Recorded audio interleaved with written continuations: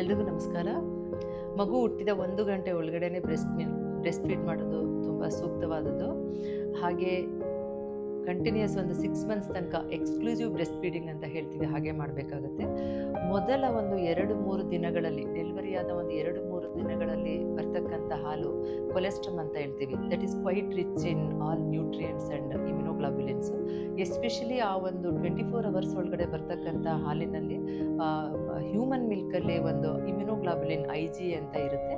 ಮಗು ಫೀಡ್ ಮಾಡಿದಾಗೆ ಅದು ಮಗುವಿನ ಒಂದು ಗಂಟಲು ಮತ್ತು ಕರುಳುಗಳ ಒಳಗಡೆ ಪದರ, ಮ್ಯೂಕೋಸಲ್ ಲೇಯರ್ ಅಂತ ನಾವೇನು ಹೇಳ್ತೀವಲ್ಲ, ಅದನ್ನು ಅದು ಪ್ರಿಪೇರ್ ಮಾಡ್ತಾ ಹೋಗುತ್ತೆ. ಇದರಿಂದ ಮಗುವಿಗೆ ಒಂದು ಇಮ್ಯುನಿಟಿ ಪವರು ಬರ್ತಿಂದನೇ ಬರ್ತಾ ಹೋಗುತ್ತೆ.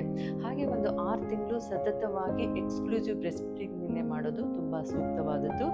ಮತ್ತು ಇದ್ರ ಜೊತೆಗೆ ಪೂರಕ ಆಹಾರದ ಜೊತೆಗೆ ಕಂಟಿನ್ಯೂಯಸ್ಲಿ ಒಂದು 2 ವರ್ಷಗಳ ತನಕ ಒಂದು ಬ್ರೆಸ್ಟ್ ಫೀಡಿಂಗ್ ಮಾಡೋದ್ರಿಂದ ತಾಯಿ ಮತ್ತು ಮಗುವಿಗೆ ಇಬ್ರಿಗೂ ಸಹ ಅದರಿಂದ ಸುಮಾರು ಅಡ್ವಾಂಟೇಜಸ್ ಇದೆ.